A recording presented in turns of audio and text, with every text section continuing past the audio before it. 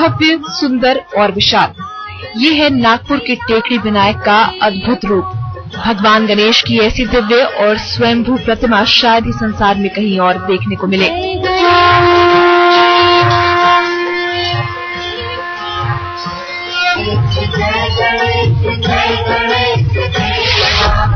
गणपति संग विष्णु विराजमान, स्वयंभू है टेकड़ी गणपति।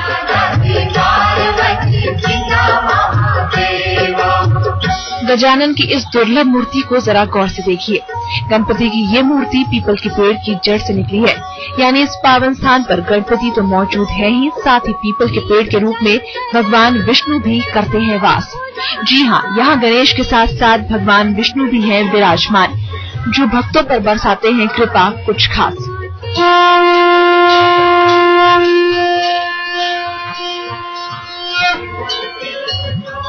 ये स्वयंभू मूर्ति है, 200-250 साल पुरानी मूर्ति है, गणेश जी की मूर्ति है और पीपल का झाड़ है पीछे से। पीपल के झाड़ में भगवान विष्णु का वास है, ऐसा लोग पुराने पंडित लोग कहते हैं, और है विष्णु का वास है पीपल में। तो गणेश जी की मूर्ति और पीपल की मूर्ति में भगवान विष्णु का वास, इस प्रकार से दो देवता एक साथ होने से इसकी परिक्रमा करने वाले की मनोकामना पूरी होती है। कीजिए गणपति विष्णु की पूजा, शनि के सारे कष्ट होंगे दूर। यही नहीं, मान्यता है कि गणेश और भगवान विष्णु की एक साथ पूजा करने से शनि के सारे कष्ट भी दूर हो जाते हैं। यही वजह है कि चारों पहर यहाँ भक्तों की भारी भीड़ लगी रहती है। वैसे तो धारणा और मान्यता है कि शनि कष्ट निवारण के लिए हनुमान जी की पूजा श्रेष्ठ होती है, लेकिन ऐसी मान्यता है कि स्वयंभू गणेश के साथ साथ विराजित भगवान विष्णु की परिक्रमा करने से शनि के कष्ट दूर हो जाते हैं। वैसे स्वयंभू गणपति की ये प्रतिमा यहाँ प्रकट हुई कैसे, इस बारे में लोगों को कोई जानकारी तो नहीं है, लेकिन इतना पता है कि गणेश की ये प्रतिमा सैकड़ों साल पुरानी है। और सबसे खास बात ये कि गणपति के इस दरबार से कोई खाली हाथ नहीं लौटा है। यहाँ मांगी गई हर मुराद पूरी होती है। अपने पिता भगवान शंकर की तरह भोले गणेश भी थोड़ी सी पूजा से प्रसन्न हो जाते हैं। और अगर सारे दुखों को हरने वाली संकटी चतुर्थी का मौका हो तो फिर गणपति अपनी कृपा जरूर बरसाते हैं। टेकड़ी गणपति की दिन में 4 बार आरती होती है, जो यहाँ खास आकर्षण का केंद्र होती है। इस आरती में हर जाति धर्म के लोग हिस्सा लेते हैं और एक साथ 3 देवताओं की कृपा पाकर खुद को धन्य मानते हैं।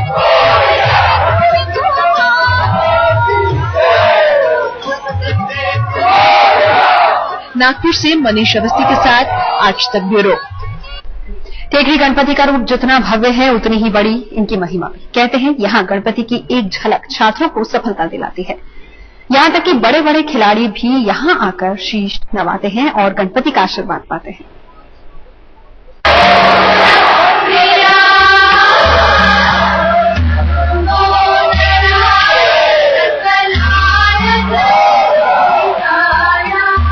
ऊंची महिमा और ऊंचा ललाट, बप्पा के माथे में बसता है ज्ञान का भंडार। मंगल मूर्ति की भक्ति से प्रसन्न होती है विद्या की देवी सरस्वती। गणेश जी की आराधना से वीणा वादिनी भी लुटाती है अपना भंडार। छात्रों पर विशेष कृपा, सफलता दिलाते हैं गणपति। यही वजह है कि टेकड़ी गणपति के दरबार में विद्यार्थी बढ़ चढ़कर लगाते हैं हाजिरी। मन में परीक्षा की सफलता की कामना लिए जागरूक गणेश के दरबार में शीश नवाते हैं छात्र और पाते हैं सफलता का आशीर्वाद। हमारे एग्जाम्स करते हैं और गणेश जी बुद्धि के देवता हैं, तो मैंने सोचा कि एग्जाम में अच्छा मार्क्स मिले और अच्छे से पास हो जाऊं, इसलिए आज गणेश जी के दर्शन करने आई। और यहाँ पे सत्यविनायक की कथा भी थी, तो मैंने सोचा कि थोड़ा हाथ बार बटा दूं, थोड़ा वहाँ पे भी कुछ श्रमदान कर दूं ताकि मेरे को अच्छे मार्क्स मिले, इसलिए यहाँ रुकी और अब आशीर्वाद लेके घर जाऊं और पढ़ाई करके अच्छे मार्क्स लाऊं।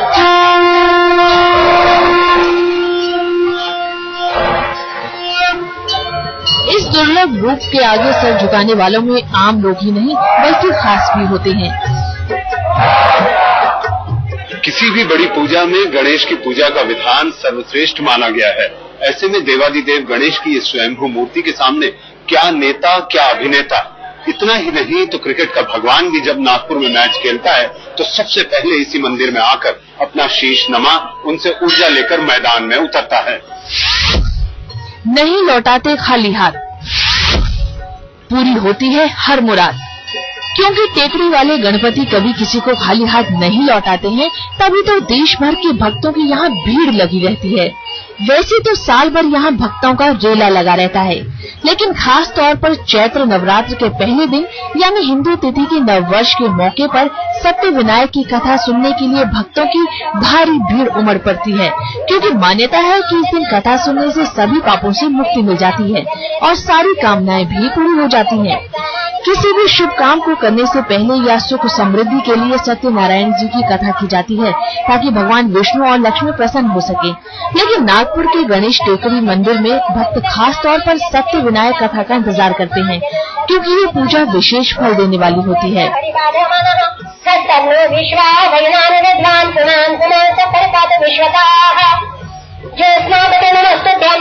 सत्य विनायक की कथा भगवान शंकर और पार्वती के बीच का वो संवाद है जिससे करने से सारे संकट दूर हो जाते हैं। सतयुग में भगवान कृष्ण और सुदामा ने भी यह व्रत किया था, जिसका लाभ कलयुग में आज भक्त इस नव पर्व के दौरान करते हैं।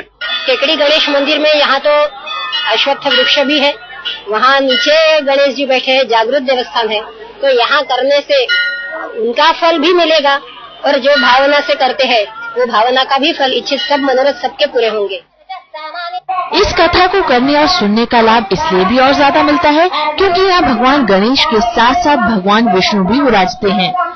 वैसे भी भोले भंडारी के पुत्र गणपति को प्रसन्न करना नहीं है ज्यादा मुश्किल, बस दूर्वा चढ़ाते हैं भक्त और करते हैं ओम गण गणपते नमः मंत्र का जाप।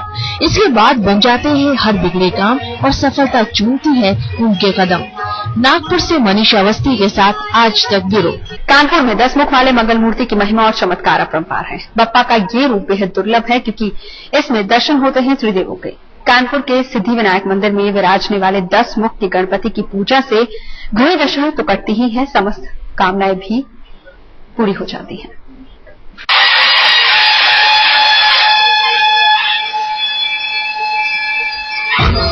दस मुख वाले गणपति, इस रूप में समाई है ब्रह्मांड की शक्तियां सभी।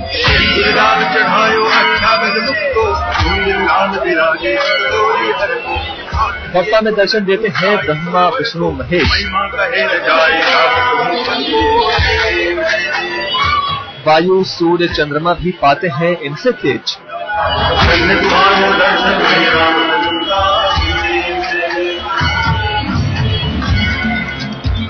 कीजिए बप्पा के इस अनोखे रूप के दर्शन आज। हर इच्छा को मिल जाएगा गणपति का आशीर्वाद। प्रथम पूज्य देवता, बुद्धि रिद्धि सिद्धि के प्रदाता पार्वती पुत्र गणपति का ये सबसे विराट रूप है। एक दंत का 10 मुखों वाला ये भव्य रूप किसी को भी अपने मोह पाश में बांध सकता है। आस्था की गंगा में डुबोकर तन मन को पावन कर सकता है। इस रूप में गणपति के ही नहीं बल्कि ब्रह्मांड को चलाने वाली सभी शक्तियों के एक साथ दर्शन किए जा सकते हैं। गणेश के 10 मुखों की महिमा और चमत्कार कुछ ऐसे हैं कि चाहे सुबह हो या शाम बप्पा के दरबार में भक्तों का मेला लगा ही रहता है।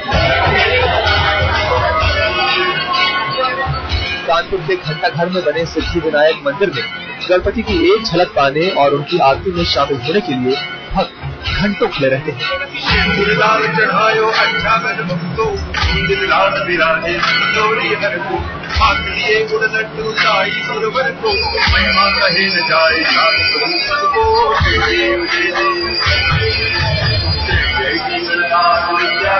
गणपति का ये मंदिर 3 मंजिला है और हर मंजिल पर बप्पा का बिल्कुल अलबेला रूप दिखता है। इन सभी रूपों के हम दर्शन कराएंगे, लेकिन पहले सुनिए तीसरी मंजिल पर बने 10 मुख वाली मूर्त की कहानी।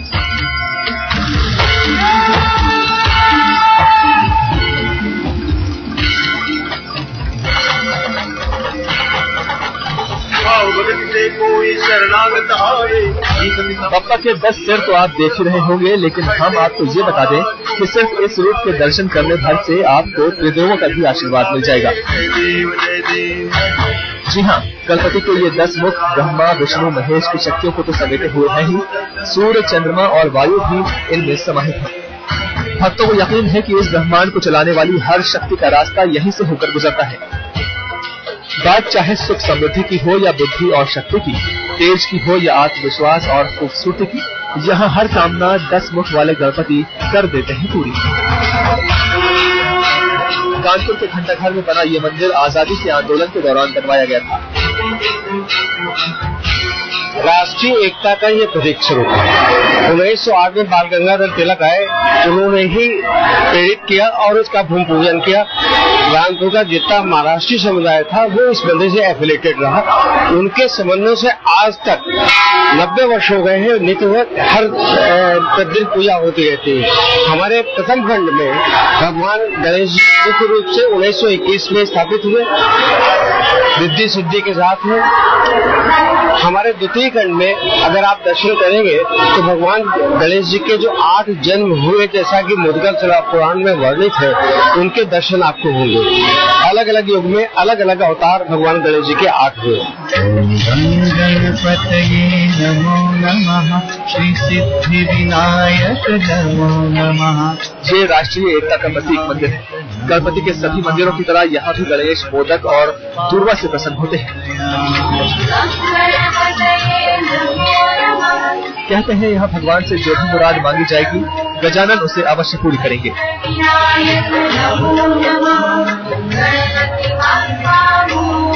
दिन प्रतिदिन 3 साल पहले जो मेरी स्तुति थी वो 3 साल बाद बहुत बदली है। मैं भगवान को बहुत ज्यादा मानता हूँ और खासतौर पर गणेश जी को, और मैं 3 साल से आ रहा हूँ, बराबर तरक्की मुझे मिल रही है इस मंदिर में आने के बाद। जैसे जैसे मंदिर बनता जा रहा है वैसे वैसे मेरा अपना खुद का बहुत कुछ बदल रहा है।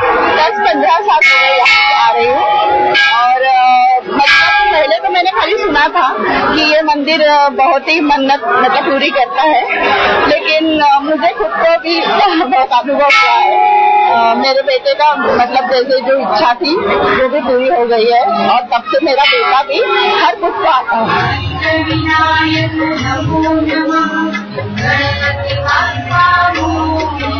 भक्तों की श्रद्धा और भगवान पर उनकी आस्था का अंदाजा इसी बात से लगाया जा सकता है कि हर बुधवार में हजारों भक्तों का सैलाब उमड़ता है। नवरात्र और गणेश चतुर्थी पर तो मंदिर में भगवान का विशेष श्रृंगार किया जाता है, जिसे देख भक्त धन्य हो जाते हैं।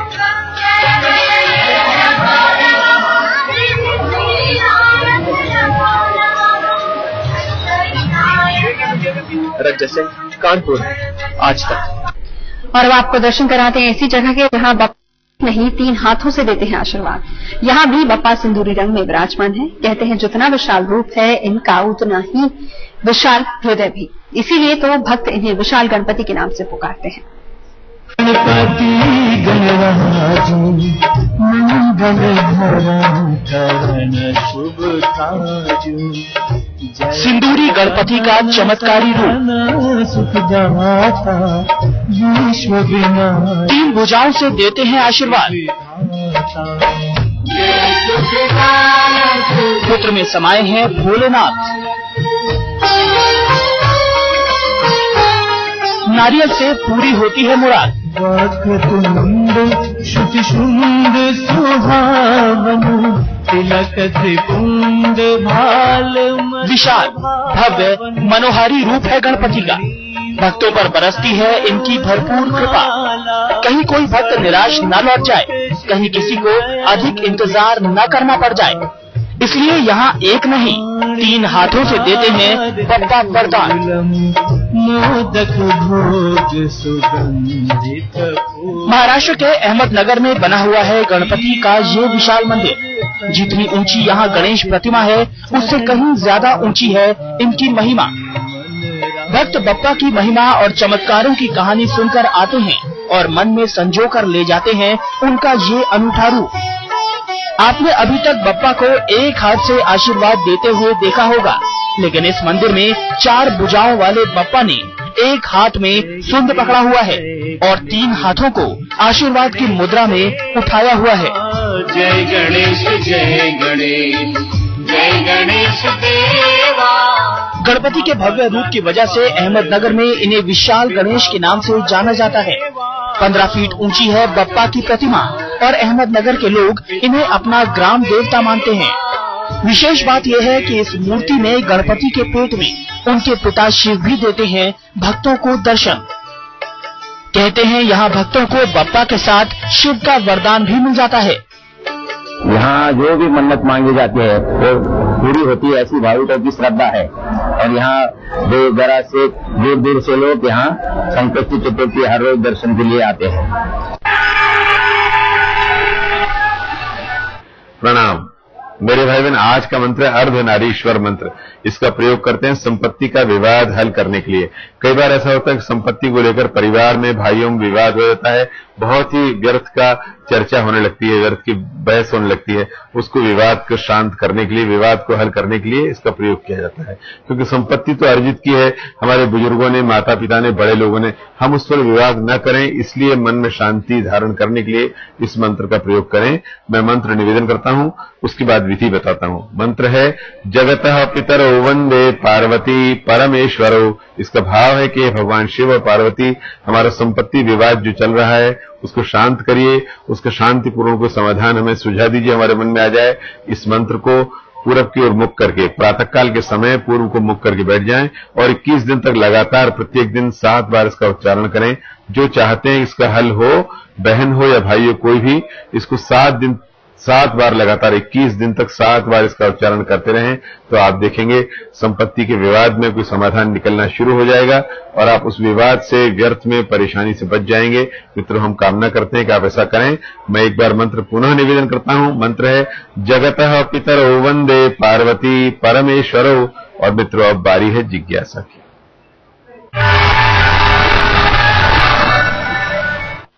मित्रों, आज की जिज्ञासा है वास्तु दोष क्यों। आजकल बहुत चर्चा है, वास्तु दोष हो जाता है मकान में, भवन में। वास्तु दोष आखिर है क्या? वस्तु कहते हैं वसति माने मकान, भवन, उसमें दोष जो आ जाता है उसको वास्तु दोष कहते हैं। जैसे मकान बनाते समय किसी का कोई अंग कट गया हो, किसी का खून गिरा हो, या किसी की दृष्टि वहां रही हो, पशु पक्षी आकर गिर पड़े हो, या किसी ने किसी प्रकार से वहां आलोचना कर दी हो, निंदा कर दी हो, अथवा किसी प्रकार से कोई अशुभ कार्य हो गया हो, उस दोष को दूर करने के लिए, वास्तु दोष दूर करने के लिए कुछ समाधान किया जाता है, उसे वास्तु दोष कहते हैं।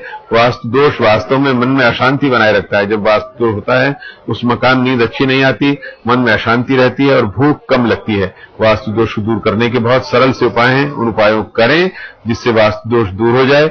मित्रों, हम कामना करते हैं कि आप वास्तु दोष को जान करके उसका ठीक उपाय करें। और मित्रों, इसी के साथ आज का ये कार्यक्रम अब यही संपन्न होता है। नई जिज्ञासाओं और जानकारियों के साथ आपसे पुनः मुलाकात होगी। तब तक के लिए आज्ञा दीजिए। आज इतना ही। प्रणाम।